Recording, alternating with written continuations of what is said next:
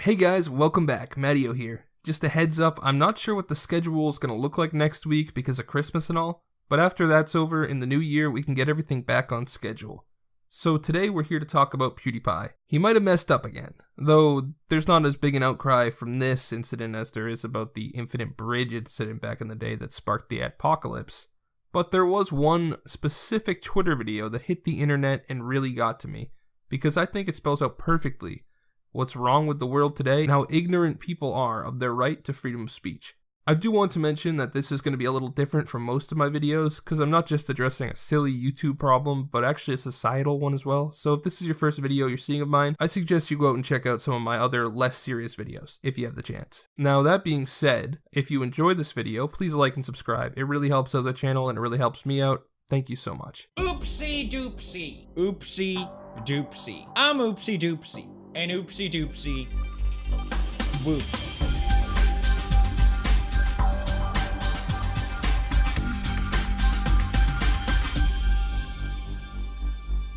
So what did Pewdiepie actually do this time? Well, it starts out with the Pewdiepie versus T-Series fight. You see, in order to stop T-Series from passing him in subscribers, the internet went all out. Channels big and small all came together. We had Keemstar, MrBeast, Markiplier, and even Logan Paul all working together to get Pewdiepie more subscribers. And it worked, by the way, with Pewdiepie now leading by over 1.5 million subscribers. So Pewds, otherwise known as Felix, decided he wanted to give back. He thought that the best way to do this would be for him to shout out a bunch of small YouTube channels he enjoyed. Since he was getting so many subscribers, he just felt that it was right to spread the love around and maybe make some dreams come true. So he shouted out 28 different small YouTube channels. But Matteo, what could be wrong with that? It sounds like an act of charity. Well, dear viewer, I'll have you know that there has never and will never be an act taken in good faith by a large YouTuber that is not put under constant scrutiny by mainstream media. So there has most likely been some intern who had the great fortune to get paid to watch all of the YouTubers that Pewdiepie shouted out and look for stuff like this. Now, I mean, I'm not going to shame that guy because that's a pretty lit job. I mean, come on, man, though. Don't betray us like this. One of the channels that Pewdiepie shouted out, one of the 28 channels, was called E:R, or ER for short. And they have posted in the past some videos with some clear and some hidden Nazi references. I'd like to imagine that when the intern found this channel, it went down like the first time Peter Parker showed his boss at the newspaper pictures of Spider-Man. Mr. Jameson, I've got something you'd love to see. Parker, if those aren't pictures of Spider-Man, you can walk right out that door. No, Mr. Jameson, this is bigger than Spider-Man. Pewdiepie accidentally recommended an edgy YouTube channel. My God, Peter, this is huge. Call up the editors. This is going to be front page tomorrow. Now, of course, immediately Pewdiepie stated that he didn't know about the Nazi references that the guy had made in a video posted over a year ago, and he then removed the recommendation from the video.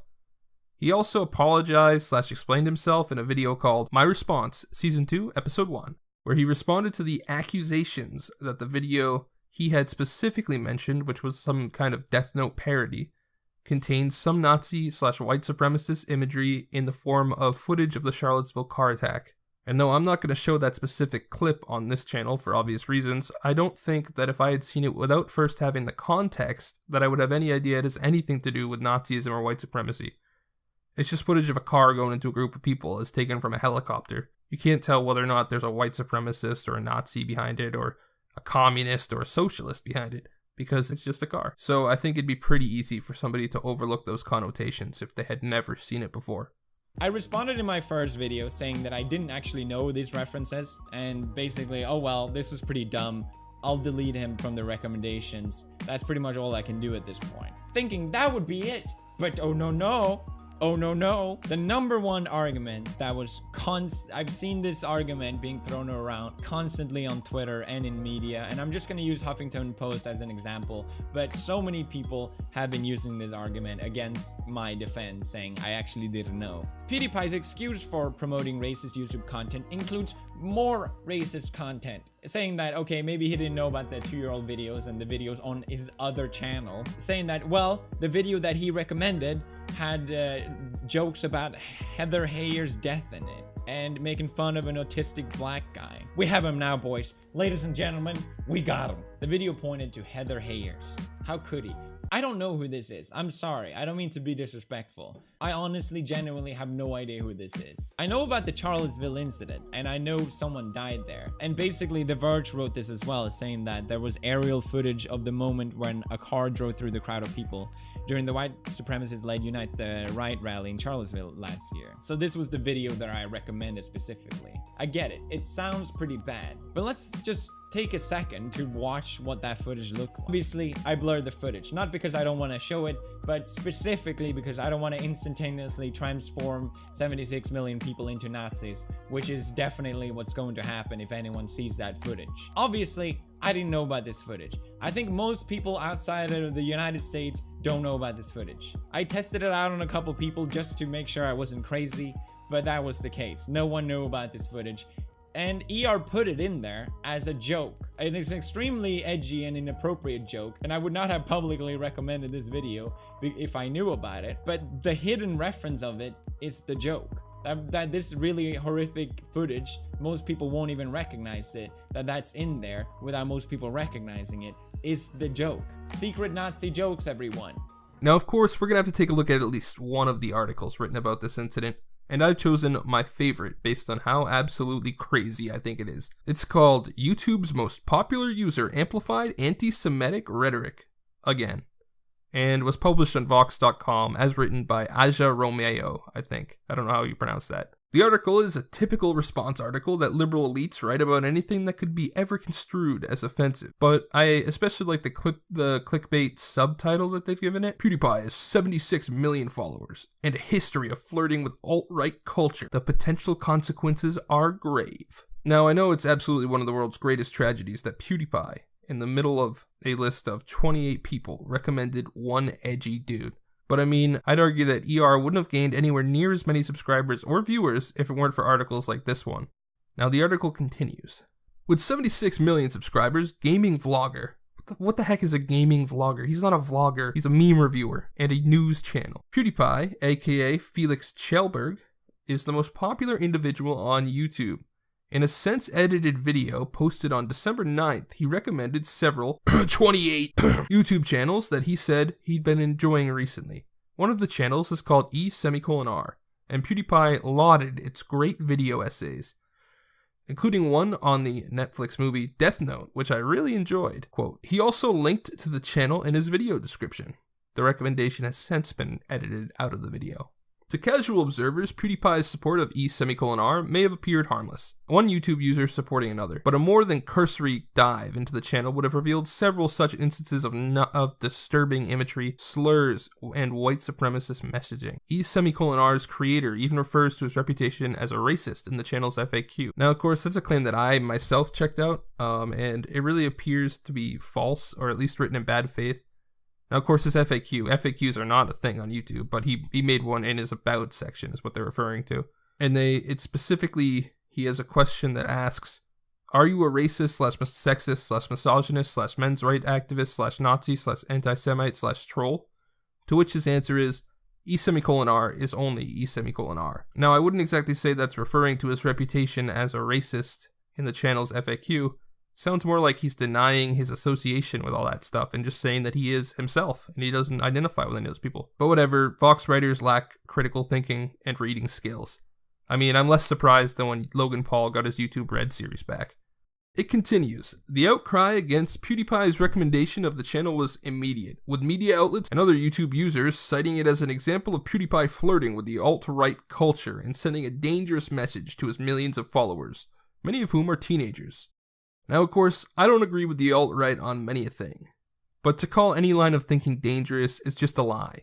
No one has any moral high ground to say that their way of thinking is better than anyone else's, regardless of how vile the other person's line of thought is to the person who's on the moral high ground. If we go down that route, we end up in thought crime. If you don't know what thought crime is, it's from 1984 by George Orwell, a book that I recommend you check out. You can draw a lot of parallels between what happens in that book and what is happening today, which brings us to this video. And by every time you retweet one of these things, or every time you promote this idea, you are promoting ignorance, racism, genocide, anti-Semitism. These are all things that you are putting forward when you are doing anything that promotes PewDiePie. So be careful about this. If something were to happen, if PewDiePie were to be sued for this, you could be complicit. If you retweet it, they can make you pay a fine as well, because you have officially published anti-Semitic things. So if you are republishing this stuff, you could get in trouble for it. Be very aware that that is a real thing. To add some context to that, it came from a tweet from @Reason9 on Twitter. He said, "Our history teacher told us that by supporting @PewDiePie, we are supporting anti-Semitism, racism, ignorance, etc." He also said that the Wall Street Journal is a very reputable news source. I mean, how ignorant can you get? The political arguments are more and more ironic daily. This tweet really bothered me. The video really bothered me. It's the real reason I even bothered making this video in the first place, despite tons of other creators making videos on this whole scenario. I haven't seen somebody really look at this video and explain what it means in the first place. Now, based on that teacher's accent, I think it's safe to assume that this took place in an American school. Had this teacher been British, it'd be a little different, because most European countries don't have any actual rights to freedom of speech, as their rights tend to be outlined in court cases and laws, as opposed to ours over here in America, which are written and set in stone, as they have been since the Bill of Rights were ratified. First off, I'd like to address the fact that this is supposedly a history teacher making these remarks. Now, I remember from my time in high school all those years ago, that history teachers tend to be the ones that teach the Constitution and the Bill of Rights. This teacher seems to forget himself. I'm not a lawyer or a history teacher, I'm just an American. But the problem with this guy's hot take is that, first off, in the United States of America, you have a near absolute right to freedom of speech. As long as your speech isn't threatening or could cause a panic, like yelling fire in a theater, you're pretty much free to say whatever you like. Now, private companies and people can ostracize and otherwise punish you for, well, you say, well, representing them or on their property, etc. However, the government cannot write or enforce any laws restricting your speech. Now, some uneducated people will argue that hate speech is not protected, but legally speaking, in the United States of America, hate speech does not exist. There is nothing illegal about saying hateful things. Now, if you commit another crime and your motives were deemed to have been hateful, like spray painting a swastika on a synagogue, then you can get in trouble with hate crimes. But as long as you're just chilling and not threatening or committing some other crime while saying hateful things, you're pretty much just allowed to say it. This was a major concern even back when the Constitution was written, as we had two major groups, the Federalists and the Anti-Federalists. The Anti-Federalists agreed to ratify the Constitution only if there was the inclusion of a Bill of Rights, as they felt that the government has too much power and that the bill would prevent situations just like this, where there are prominent political figures arguing for the censorship and criminalization of any opposing viewpoint. Again, all of this is something that a history teacher, especially an American history teacher that teaches American history, should know. So no, they can't fine you for publishing anti-Semitic things on your Twitter. The teacher explicitly says that if you retweet PewDiePie's anti-Semitism and he gets in trouble, you could too. Now again, I'm not a lawyer, but unlike what that teacher says, that's not a real thing that can happen to the average US citizen. For the most part in the United States, you can be as hateful as you want, you can say as many vile things as you want. It's not illegal. It's not illegal to hate someone, it's not illegal to be hateful. But then we have to really think about this. We all know that PewDiePie isn't actually a Nazi or an alt-right member. We know that he's just an average guy who has made a few accidental mistakes and bad jokes. And honestly, when I was young, I heard people say way worse things at a Modern Warfare 2 lobby than anything PewDiePie has ever said. We know from the tweet that this teacher reads and trusts the Wall Street Journal on this. More than likely, he's never even seen a PewDiePie video in his entire life and got all his info from the mainstream media sources, like the one I referenced earlier. As I mentioned, these articles are essentially hit pieces that pick and choose evidence in order to portray someone as something they are not. You would think that someone who is literally teaching our kids would have more sense than to believe everything he reads on the internet, but it doesn't seem like he does. Honestly, in my opinion, I think that this guy should be fired for his actions. I mean, not only is he trying to enforce his viewpoints onto the students, but he's also lying to them, and he really hasn't done his research at all. That's not to say that I think that we should drive hate to this guy. I read online that he was getting a lot of hate and all sorts of stuff. Don't drive hate to him. However, this illustrates a dangerous problem that the Bill of Rights aimed to protect us from.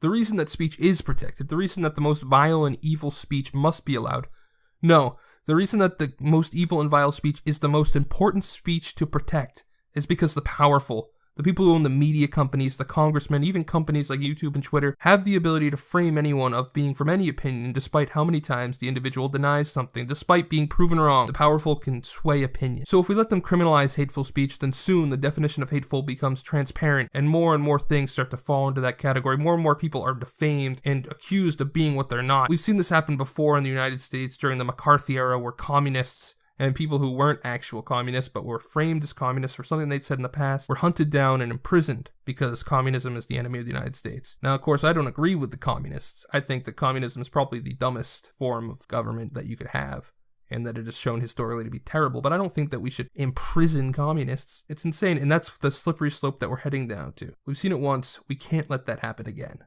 So basically, to sum up this video in a few sentences, PewDiePie is not a Nazi, but he is being defamed as one. Teachers need to educate themselves on the basic tenets of our democracy before they try to teach it. And finally, never ever let anyone limit your speech or the speech of others.